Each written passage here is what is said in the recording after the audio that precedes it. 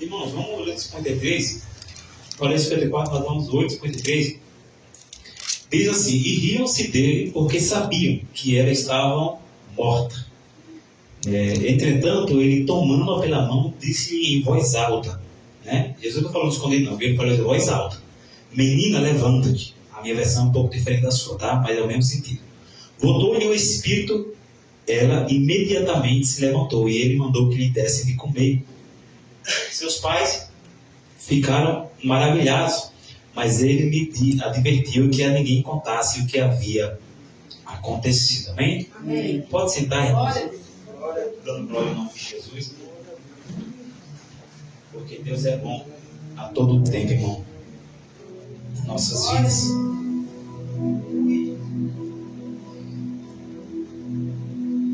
Nós estamos, irmãos, nessa noite diante de uma palavra conhecida da Igreja do Senhor. Os irmãos pregadores aí conhecem bem esse texto. Na verdade é um texto, é uma passagem que fala de duas histórias. Esse versículo que eu li já foi Jesus na casa de Jairo, realizando um milagre, operando um grande sinal. O povo zombava dele, porque Jesus disse que a menina não estava morta, dormia. Mas o povo zombava porque de fato a menina estava morta. Então, quem estava ali acompanhando aquele funeral sabia que a menina estava morta. Mas um pouco antes, quando nós começamos a olhar esse texto, o período de Jairo. Jairo é aquele que é iluminado. Mas nesse texto, o nome de Jairo é aquele que é iluminado, ou aquele que tem luz. Porém, Jairo está vivendo um período de treva em sua vida. Porque quem está feliz, irmão, com a filha já à beira da morte, né? E alguns historiadores, alguns historiadores que acompanham a Bíblia com seus estudos mais profundos, eles vão nos dizer que a filha de Jairo não foi uma morte comum. Segundo eles, não a Bíblia. Deixa eu explicar bem para os irmãos não dizer que o pastor pregou que a filha de Jairo, a Bíblia diz isso para depois não ficar confundido. Porque eu sou obrigado a citar com vocês, nós temos uma aula dominical particular. Então, segundo os historiadores que acompanham a Bíblia com as suas histórias, fuçam, tem tempo para estudar, se dedica, os famosos teólogos, doutores, os mestres, que têm os seus conhecimentos avançados. Olha, não, nós somos simples, irmãos. Nós se esforçamos a teoria para aprender uns com os outros. Diz esses estudiosos que essa menina estava com câncer mortal, que a enfermidade, apesar do texto não dizer, os estudiosos dizem que essa menina, a filha de Jairo, aquele que era iluminado, ou aquele que tinha luz, era um câncer, segundo os historiadores, não segundo a Bíblia. A Bíblia não relata o seu problema, não relata a sua enfermidade, mas ela está à beira da morte. Quando esse Jairo, ele se desespera, ele toma uma atitude, rompendo tudo no seu tempo, porque quando nós olhamos para a história de Jairo, a Bíblia vai dizer que Jairo era um homem religioso. Jairo, ele era chefe ali da sinagoga também. Jairo era alguém que pregava a palavra do Senhor. Jairo era alguém que atendia os irmãos para aconselhar também. Jairo era alguém de honra ali perante aquele povo, pois ele também pregava a palavra na sinagoga. Eu imagino Jairo pregando em certo dia, mas na sua casa, o homem que é iluminado está passando por um período de trevas. E quem não está passando por um período de trevas, que não perde as estribeiras, que não perde o controle de algumas situações. Eu imagino Jairo, como nós, irmãos, eu imagino Jairo pregando, mas dizendo: quem vai resolver meu problema? Porque nós passamos por isso. Nós às vezes estamos pregando a cura para alguém, quando nós de fato estamos precisando da cura. Às vezes nós oramos para que Deus abra a porta na vida de alguém, e até Deus abre. Quando é na segunda-feira, o irmão mandou um zap: pastor, a porta se abriu. E nós, caramba, estou precisando da porta. Quando eu olhei a porta na vida do irmão que eu orei, eu imagino Jairo na sinagoga também levando a palavra, como ele era chefe, ele era líder. Eu imagino Jairo pregando a cura para alguém. E a sua filha morrendo. A idade da menina, o texto vai dizer que era mais ou menos 12 anos de idade. A idade da filha de Jairo. Então, eu imagino Jairo no seu tempo, pregando a palavra na sinagoga, ensinando na sinagoga, no templo. Quando em casa, o homem que é iluminado, que tem a origem do seu nome, é aquele que é iluminado. Eu imagino ele vivendo um período de trevas, porque, irmãos, qual é o pai ou qual é a mãe que fica feliz com alguém acamado? E se for de fato verdade que os historiadores dizem, orienta que essa menina estava com câncer, olha o desespero da família, com alguém acamado, um adolescente, né? Uma pré-adolescente de 16 anos, acamada. Imagina o coração de Jairo, quando Jairo ele escuta que Jesus está passando na cidade. Jairo ele tem que romper algo que vai além do sobrenatural. Por quê? Porque Jairo é um homem que tem uma mensagem preparada. Jairo é um homem que tem um sermão na sinagoga para pregar para o povo. Mas eu imagino Jairo tendo que se humilhar para deixar, quem sabe, a sua igreja, deixar, quem sabe, o templo para encontrar com Jesus. Diferente de Nicodemos, que foi na madrugada, que foi de noite ter com Jesus, esse Jairo teve que romper a multidão. Eu imagino Jairo pensando, como que eu vou encontrar com esse Jesus na cidade? Porque ele está passando. Eu imagino Jairo pensando, como que eu vou se humilhar para esse Jesus e alguém da minha igreja vai estar lá vendo isso? Eu imagino Jairo tendo que romper a sua religiosidade. Eu imagino Jairo pensando, o que é que vão pensar em mim? Eu que prego no templo para eles. Eu que sou um mestre, sou um chefe ali da sinagoga. Eu que prego, quem sabe, domingo de manhã, domingo à noite. Quando as pessoas me verem, o que vão pensar em mim? Porque Jairo era um homem religioso. Só que não tinha sobre Jairo o poder que estava em Jesus. Jesus que foi ungido. É ou não é? Isaías fala disso, que ele foi ungido para curar os quebrantados, para fazer a obra do seu pai. Imagina Jairo, dentro da sua religiosidade, tendo que enfrentar a multidão, quem sabe os seus membros da sua igreja, para se encontrar com Jesus na cidade. A sua filha está morrendo, o homem que é iluminado, e o homem que ora por tantas pessoas, para Deus fazer a obra na vida deles. E na sua filha que está dentro de casa já não consegue fazer nada.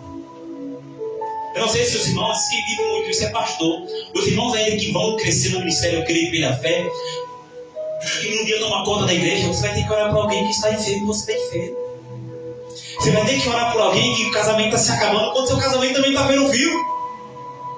Eu imagino Jairo orando para Deus curar as pessoas, quando de repente tem uma menina de 12 anos, sua filha, que está precisando da cura. Você já vê aquela palavra que diz que Deus vai usar você para curar quando você está precisando ser curado? Já estava precisando de um ombro amigo, de alguém ali que emprestasse o seu ombro. Diz, calma, Jairo, eu estou com você. Você prega, você tem abençoado a vida do povo, mas você também é ser humano. Você também tem limite. Você também é um ser limitado. Você também é um ser carente da graça de Deus, que precisa aprender com esse Jesus que está passando na cidade. Já está na hora de você se levantar. Por mais que você seja religioso, por mais que você entenda da lei mosaica, porque aqui é Velho Testamento, não tinha chegado a graça ainda que você entenda os 10 mandamentos, ainda que você conheça a história de Moisés, tem um homem aí na cidade que está curando. Se levanta, Jairo. Rompe esse preconceito religioso. Porque existe, da mesma forma que existe o racismo, o preconceito, seja lá qual for o tipo de raça, etnia, também existe esse preconceito religioso. O homem que é religioso como Jairo, ele não quer descer do púlpito. O homem que é religioso como Jairo, ele não quer perder para ninguém. Ele quer sentar no meio da rodinha, ele quer disputar da Bíblia, ele quer ser o melhor. Quando somos religiosos, somos como Jairo. Olha a vergonha desse Jairo. O homem cheio de autoridade, pregando para os seus membros, na sua igreja, porque ele era chefe da sinagoga. E se ele é da sinagoga, tem uma igreja, tem um templo, tem membros que escutam a palavra. Então imagina Jairo tendo que olhar para os membros assim de longe, e os membros olhar para Jairo e dizer, peraí, aí não é Jairo que está no meio do povo? Imagina Jairo antes, como é que eu vou romper essa multidão e vão me ver lá no meio? O que é que vão falar de mim? O que é que vão falar da minha repetição? Vai dizer, ih, Jairo está pregando uma coisa e ele está precisando do que ele está pregando. Jairo era como como eu e como você, irmão. Jairo tinha boa fé de ver Deus abençoar as pessoas, mas Jairo também era carente. Jairo também tinha limitações. A Bíblia vai dizer que esse Jairo, Jesus tinha acabado de regressar e a multidão recebeu com alegria, porque todo o povo estava esperando. Eis que veio um homem chamado Jairo, aquele que é iluminado. Ele era chefe da sinagoga e prostrando-se aos seus pés, aos pés de Jesus, suplicou que chegasse até sua casa. Dá para você imaginar o texto? Esse texto aqui de Lucas, diferente dos outros textos de Mateus, vai dizer que não era uma multidão que estava esperando Jesus, eram as multidões. Imagine Jairo romper isso. Imagine Jairo olhando as pessoas olhando para ele e dizendo: não, esse é o Jairo que se veste de bonito, que vai para o templo, que dá aula dominical. Esse é o Jairo que pega o culto de doutrina para nós. É ele que está indo encontrar com esse Jesus, porque até então, por muitos, Jesus era rejeitado. Então Jairo tem que romper o preconceito religioso. Jairo tem que entender que tem dias, Jairo, que você vai ensinar, mas tem dias, Jairo, que você vai sentar para ouvir. Ou melhor, tem dias, Jairo, que você vai ensinar na sinagoga, no templo, mas tem dia que você vai estar no meio do povo, não para ensinar, mas para estar de joelho para falar com ele. É isso que Jairo está vivendo, chamando Jesus para ir em sua casa, e não no particular, no meio de todo mundo. Só que no mesmo tempo que esse Jairo está se ajoelhando perante Jesus, e Jesus está ali conversando com ele, quando Jesus pensa em atender esse Jairo, no meio das multidões, era muito mais que uma multidão, era povos e povos ali, que estavam esperando Jesus, quando ele regressou da travessia que ele foi lá e expulsou o demônio que estava na vida do gadareno, o povo estava esperando Jesus, e de repente, a Bíblia começa a contar uma história dentro da história de Jairo, é 2 histórias dentro de uma, e uma curiosidade é que era 12 anos que essa mulher vinha sofrendo.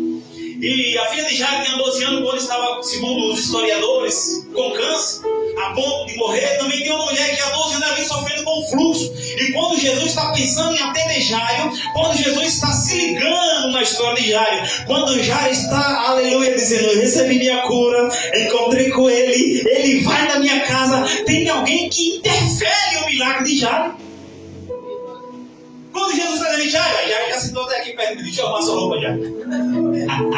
Quando o Jairo está achando: pronto, me humilhei, porque quem se humilha para Deus tem resposta. Clamei a ele, me humilhei, agora ele vai resolver o meu problema, que eu não consigo resolver.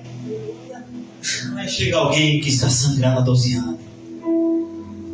Ela chega calada, ela não grita, porque eu não vi alguém que está enfermo me ver gritando, a não ser que seja de dor. E porque ela não gritou, não é porque ela não queria gritar por aquela enfermidade que consumia a sua vida, 12 anos sangrando, hemorragia, não parava de sangrar, porque a Bíblia vai dizer, e quem aqui estuda de Bíblia sabe que no Velho Testamento, livro de Levítico, capítulo 15, vai falar sobre a impureza da mulher. É lei mosaica, e eles viviam nesse tempo ainda, até Jesus morrer e ressuscitar. A lei mosaica vai dizer que a mulher, quando ela estava nos seus dias, entre 4, 5, depende do período da mulher, quando a mulher estava naqueles dias, né, nas suas regras, a Bíblia vai dizer, a lei vai dizer que essa mulher não podia sentar em lugar algum, porque se ela sentasse, ela contaminava. Ela não podia, nesse período, tocar em nada, nem estar com ninguém. Então essa mulher está nessa situação. Ela não pode sair gritando no meio da cidade, porque se alguém vem e dizer: olha a mulher imunda, e a lei de Moisés diz que se o imundo se colocasse no meio do povo, tinha que ser apedrejado. Então essa mulher sai do arraial, e hoje eu vou falar do arraial, ela sai calada para tocar em Jesus e interferir por um momento o milagre de Jairo. O arraial, segundo os historiadores, irmãos, também não é bíblico, que fique desenhado na sua mente. Segundo os historiadores, os homens que se aprofundam e têm tempo para se dedicar à palavra, porque é muito bonito o ministério de quem se dedica à palavra. É bom ouvir um teólogo, é bom ouvir alguém mestre, segundo a palavra. É bom porque esse homem conta a história que você não ouviu ainda. Isso é muito bom, ouvir alguém que se dedica ao ministério da palavra ou da profecia, como você queira entender essa noite. Então esses homens, ele disse que naquela época existia um arraial. O que é o arraial, pastor? Diferente daquele arraial dos filisteus, onde se reunia ali, se preparava, para brigar. Diferente desse arraial, era um arraial das pessoas rejeitadas. Por exemplo, existia um homem nesse arraial que você conhece bem. Você já ouviu a história dele? Você já ouviu falar do cego de Jericó? Você lembra que o texto vai dizer que ele tinha uma capa? Ele tinha capa sobre seus ombros, pois é, segundo alguns historiadores, essa capa que esse homem cego ele trazia sobre si era uma liberação do governo de Roma para ele sair desse arraial e ir embora no meio da cidade, porque ele tinha defeito, ele era cego. Quem tem defeito, quem tem lepra, quem tem o fluxo, quem tem qualquer defeito, ele não tem liberdade para andar no meio da sociedade. Por isso que esse homem, o cego de Jericó, ele tinha uma capa, era como se fosse uma liberação. Você presta atenção que em nossos dias também se repete quando você encontra um mendigo que de fato é um mendigo. Não estou falando de um homem que fica pedindo embora na esquina. Eu estou falando de alguém que é mendigo. Pode olhar se de vez em quando ele não tem um lençol grande perto dele. Pode olhar se de vez em quando ele não tem um pano grande. Por isso que quando a gente está com um monte de pano assim, a gente diz, ô mendigo. Lembra que quando Jesus fez a obra, disse, o que queres que eu te faça? Ele disse, Senhor, eu quero ver. O texto vai dizer, eu estou pregando Bíblia para você, irmão. Não estou contando história, estou pregando Bíblia. Quando Jesus disse, o que queres que eu te faça? Ele disse, Senhor, eu quero ver. E quando Jesus cura ele, a Bíblia diz que ele jogou a capa. Por quê? É ele dizendo, Jesus me curou. Não dependo mais do governo para glorificar a Deus. Agora eu posso glorificar, porque estou livre da lei.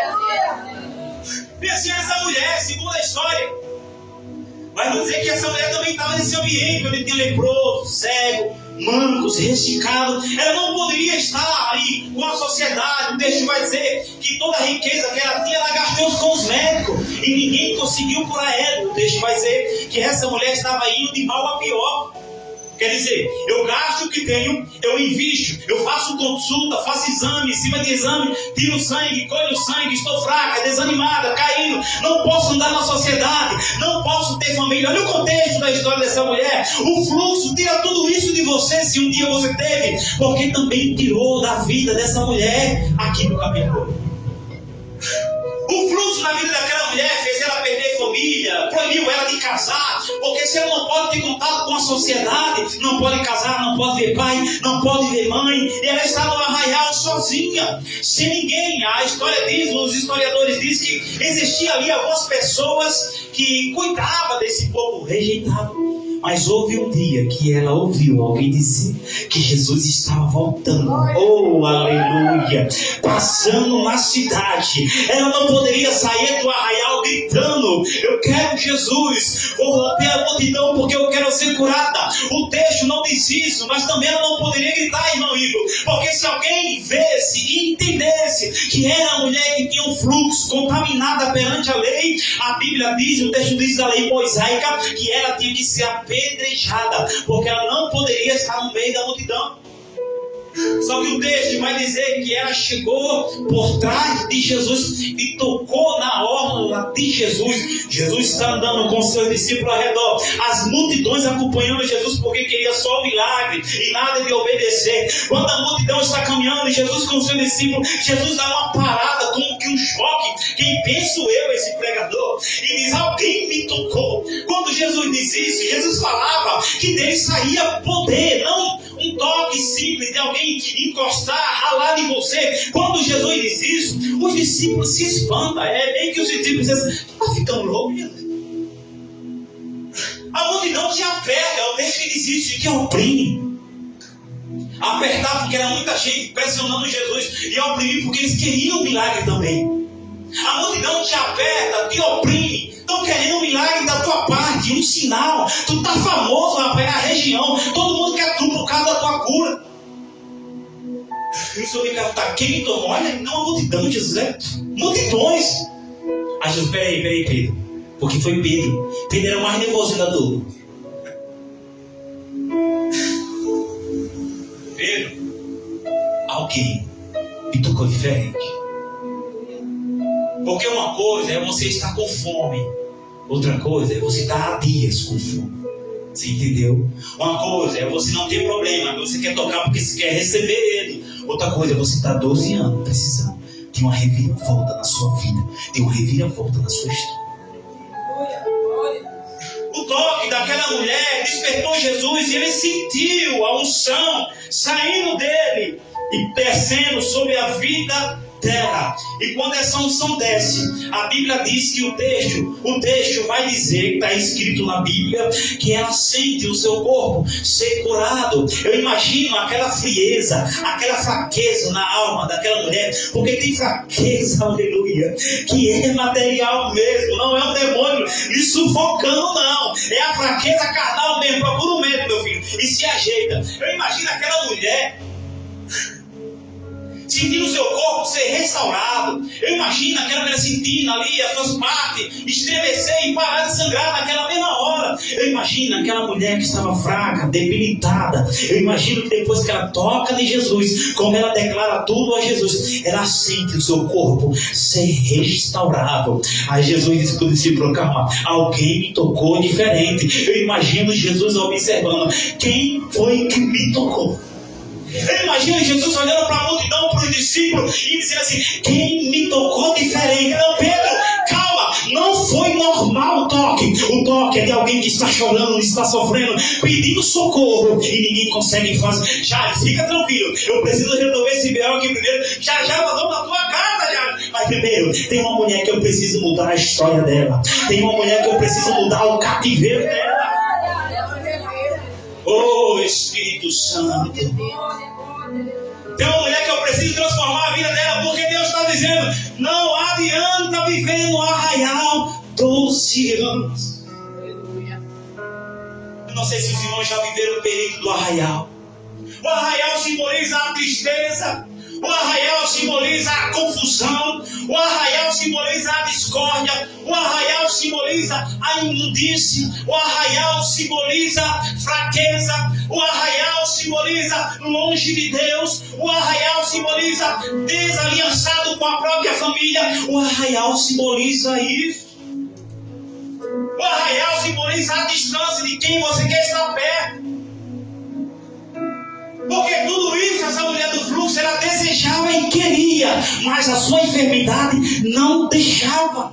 A enfermidade que tinha sobre o seu corpo fazia tudo isso com ela. Porque a pior coisa não é você querer, a pior coisa é você querer e não poder. A pior coisa é você saber que você pode fazer algo, mas tem algo que lhe proíbe. E a lei tinha que ser severamente cumprida. Tinha que obedecer o protocolo. Mas naquele dia, não sei a hora, o texto não diz, aquela mulher não se importou, aleluia, com a lei. Aquela mulher não se importou com seus perseguidores, com seus acusadores. Aquela mulher, quem sabe, tomou posição. A Bíblia diz, o texto diz em Mateus, não aqui em Lucas, que ela ouvindo falar de Jesus, eu imagino ela ouvindo, o coração se alegrando e algo bradando dentro dela: é a minha última oportunidade. Ou eu me levanto agora e as coisas se alinham na minha vida. Esse Jesus Nazareno que entrou na cidade está pregando, curando, batizando, libertando. Eu escutei a história que o cego saiu daqui cego com a capa e voltou-se a capa glorificando. Eu ouvi o testemunho. É noite de Deus intervir nessa situação. Mulher do fluxo de sangue, é noite de Deus começar a olhar para você e dizer: toque em mim diferente nessa noite. Levante a mão de profeta. Tem adorador nessa noite. Se tem adorador, sai do arraial nessa noite. É noite de você se levantar, mulher do fluxo. É noite de você parar de olhar por debaixo e olhar para cima e dizer: lá no meio da cidade tem alguém que pode me curar. No meio da cidade tem alguém que, quando ele pisa na terra, os demônios estremecem no inferno. Lá no arraial tem um que diz: eis que eu vos dou poder e autoridade. Tem alguém que pode curar você nessa noite. Tem alguém que pode tocar em você nessa noite. Eu não sei se o seu problema é por dentro ou se é por fora, se é no coração ou se é na alma, se é nos teus olhos ou se é no teu ouvido, mas Jesus está aqui nessa noite dizendo: sai do arraial e entra na cidade, porque na cidade tem milagre, na cidade tem vida. Vai ficar no arraial? Vai ficar no arraial plantado, mulher do fluxo de sangue? Ou vai querer a coragem? Porque se eu fico no arraial e não tenho coragem, o meu milagre não acontece.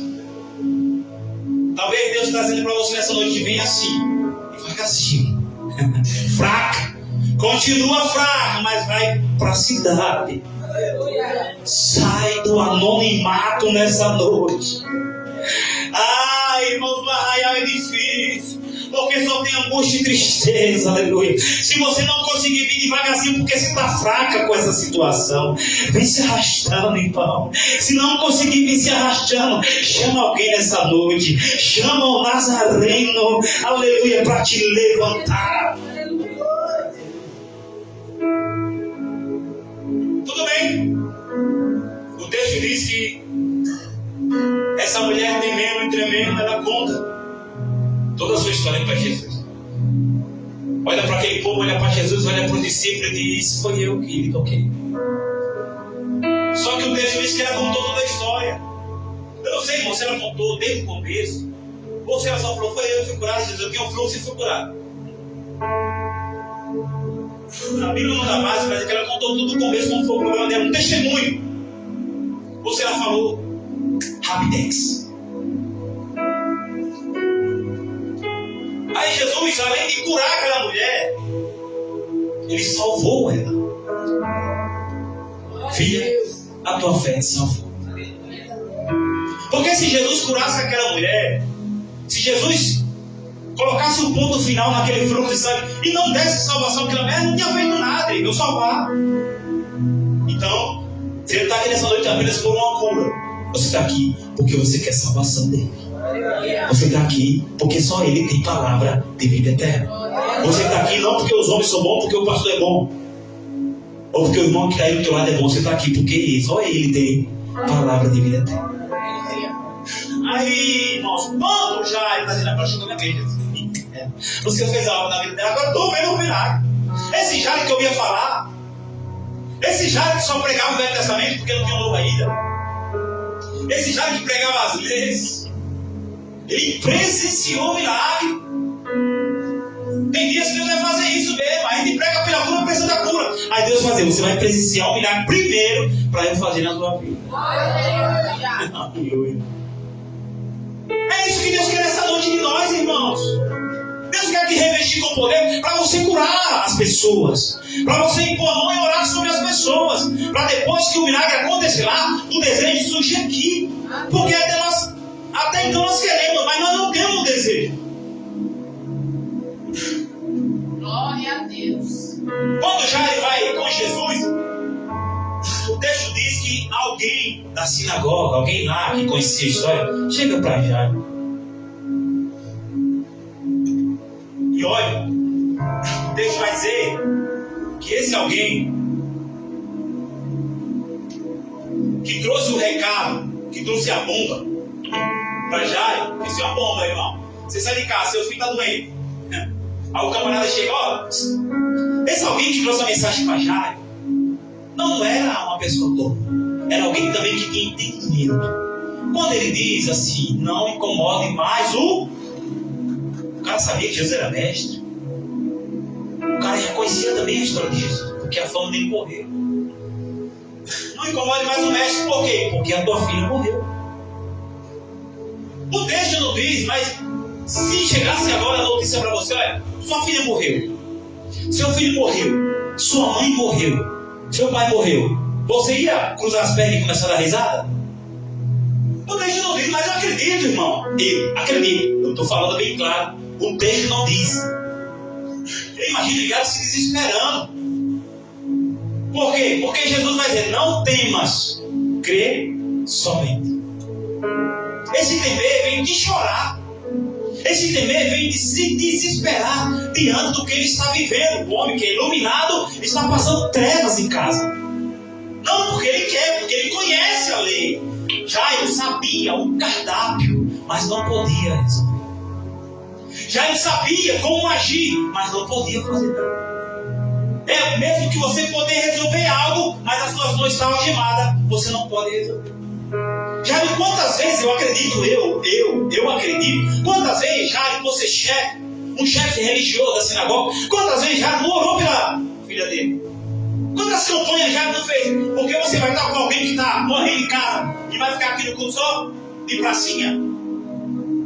conhecendo a palavra, como Jairo conhecia. Eu imagino Jairo orando e o milagre não acontece. Eu imagino ele esperando e a menina está fraca. Se segundo for verdade o que os historiadores dizem, a menina está com câncer, com uma doença mortal, qual é o pai e a mãe que fica feliz com o filho morrendo?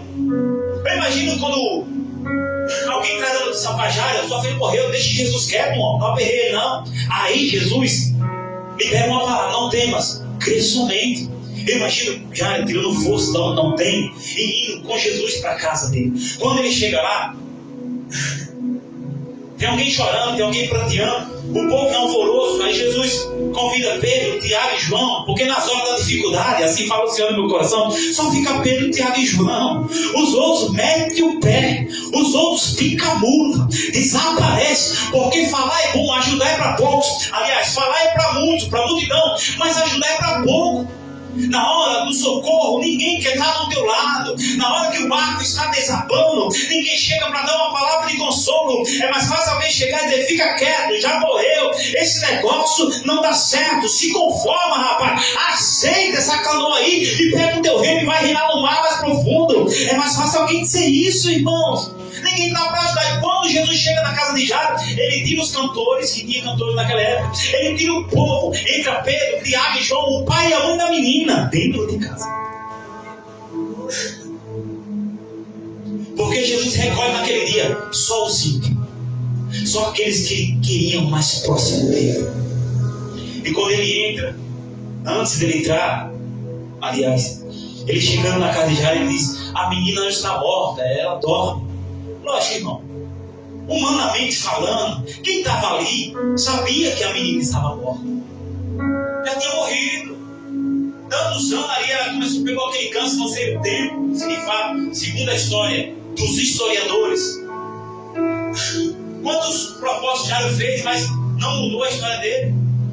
Diante do texto, eu entendo que as pessoas estavam de fato, tinham a certeza que a menina morreu. Aos olhos dos homens, elas morriam, só que Jesus é aquele que vai na contramão da vida. Você diz que não tem jeito, ele diz: tem. Você diz: não vai se ajeitar, vai morrer assim, ele vai dizer: ajeito sim. Senhor, já tem 4 dias e está fedendo. Para você, para mim ainda vai dar fruto. Ah, Jesus, glória a Deus. Eu imagino Jesus entrando naquela casa e meu povo: não chores, aleluia. A menina não morreu, o povo, a menina está dormindo. E o povo começou a rir. Porque vamos falar a verdade, irmão, não tem situação na vida do nosso irmão que a gente dá risada? Acho que dá. Não seja hipócrita. Você já ouviu a situação de alguém meio que sem esperança, você até deu uma risadinha. Talvez não foi nem de alegria porque o irmão está passando a prova, foi um sorriso de lamento.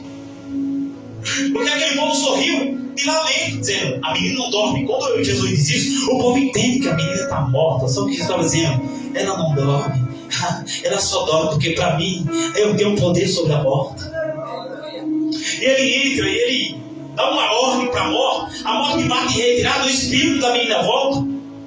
E quando o espírito volta, a menina ressuscita. E quando ela ressuscita, ele manda dar comer. E ele pede que não conta para ninguém. Aquilo que interessante, irmão. Você já viveu um milagre íntimo? Por que Jesus pediu para não contar para ninguém? Famoso ele já era. As obras de Deus eram para ser manifestas. Tem coisa que Deus vai operar. Tem coisas, irmãos, que Deus vai operar só dentro de você. Oh, glória. Tem cura que você vai gritar no meio do povo. Tem cura que todo mundo vai saber. Aleluia. Mas tem cura aí dentro que só Jesus sabe. Aleluia. Aí ele está dizendo assim: não conta pra ninguém. O segredo tem que ficar dentro de casa. Aleluia. Mas como assim, pastor? Quantas vezes você caiu no meio? Ninguém viu. Aí Jesus está dizendo: eu te curo com a minha palavra, mas não conta pra ninguém. Foi Davi que disse: feliz é o homem cujo pecado é coberto e a transgressão é perdoada. E você acha que ele não perdoa você? Não é uma cura, não? Só dentro de casa Jesus cura. Não conta pra ninguém. Se o milagre, meu irmão, é só Deus, não precisa ninguém saber. É você, Jesus. Não precisa passar as panelas para o vizinho escutar. Não precisa gritar: Deus fez um milagre. Não, irmão. Se Jesus curou dentro de casa e disse: não conte para ninguém. Não conta para ninguém. Para que ninguém queira da fonte que está dentro de você. Aleluia. Tem experiências que não é no meio da multidão.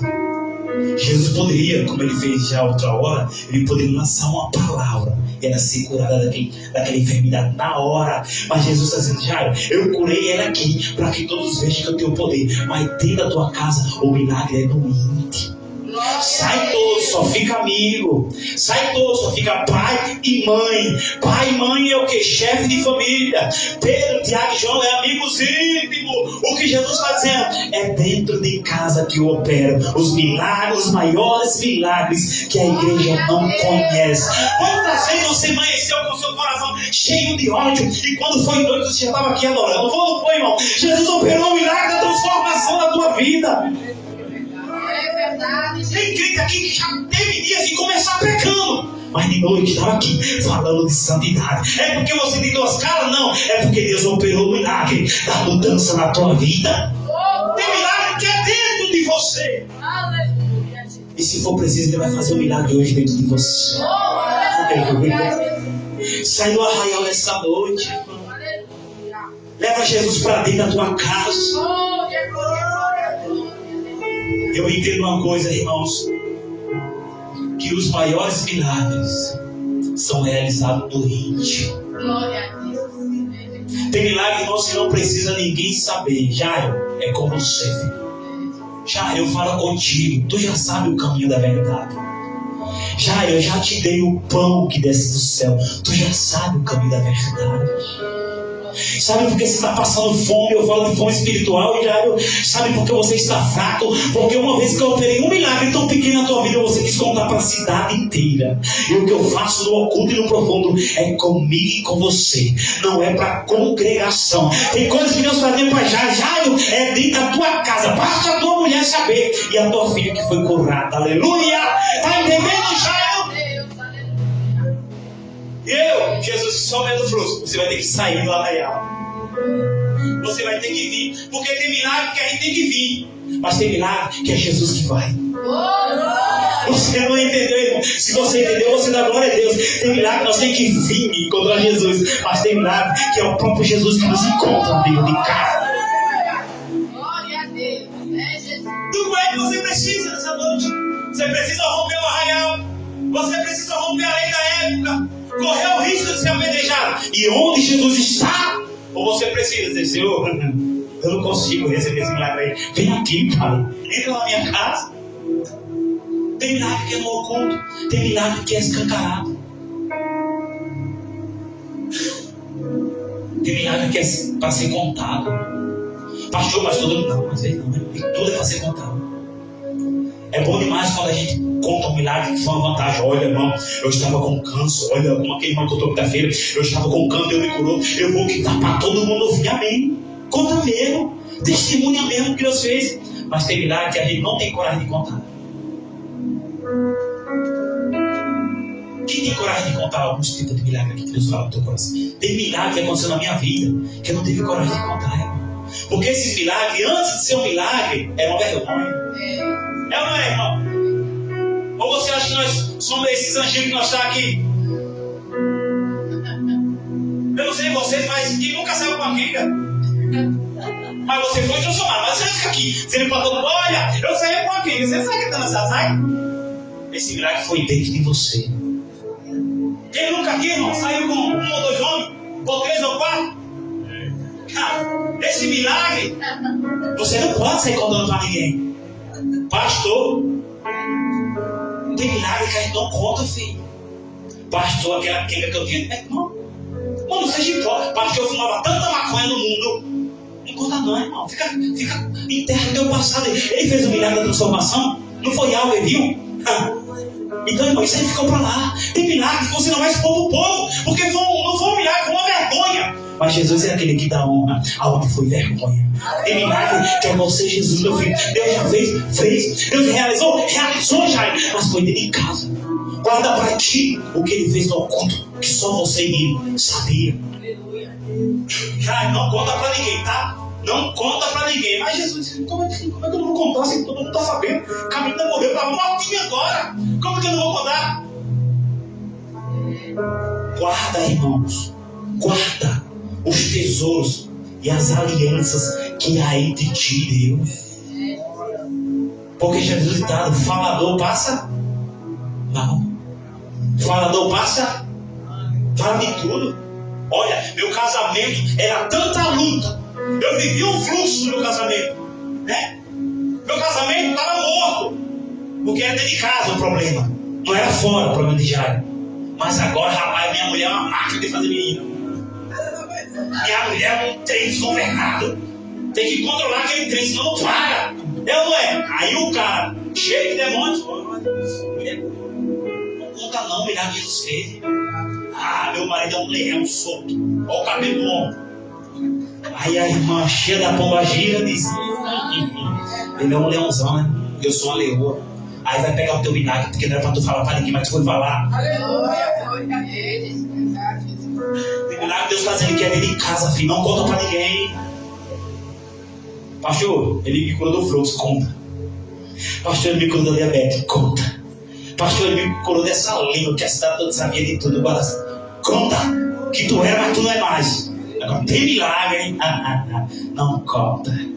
Eu já vi, irmão, histórias de um homem ter um casamento atrapalhado. Deus fazia a obra do casamento dele. Ele começava a falar para os amigos do trabalho que a sua mulher era uma bênção. Cozinhava, uma dona de casa top de qualidade. Daquela aqui, 220. E aí, irmão, isso levantou, despertou no coração do invejoso, a ponto dele querer a mulher do outro. Guarda o teu milagre que foi dado no momento. É tu, rapaz. Deus operou. A mulher, um vaso ruim, não prestava. Agora ela tá boa. Guarda pra ti, rapaz. Esse cara aí não valia nada. Agora tá valendo. Guarda pra ti a transformação que Deus fez nele. Tá entendendo, irmão? Tem milagre que é pra todo mundo saber mesmo. Tem milagre que é no meio da multidão. Milagre que é no meio da multidão é para a multidão ver e crer. Mas o milagre do oculto é para andar contando para ninguém. Você está entendendo? Então, irmãos, eu finalizo essa pregação dizendo: vai sair do arraial ou vai ficar no arraial? A escolha é sua. Se há uma área da sua vida que tem um fluxo, e eu vou dizer aqui algo sério, todos nós, independente de posição nessa noite, temos um fluxo. Se você olhar, você vai encontrar um defeito. Tem aquele fluxo? Pensa que não, meu filho, senão o negócio vai ficar ruim pra você, viu? É o fluxo jornal. Ela é doida a falar isso comigo, eu quebro ela. É o fluxo jornal. Todos nós temos um fluxo, irmão. O diferencial é como que você está tratando esse fluxo. Você vai na fonte para ser curado, para se limpar, ou você vai ficar no arraial sangrando, vivendo no oculto. Deus não quer você no oculto. Deus quer você glorificando a Ele no meio da multidão. Pastor, e se for de casa? Fica de casa. Estou falando de milagre. Estou falando de pecado, desobediência, de discórdia. Seja maduro, entenda o que eu estou pregando. Não distorça a verdade do Evangelho. Amém? Não distorça. Amém? Irmãos, essa palavra o Senhor colocou no meu coração. Glória a Deus. Deus seja louvado nessa noite.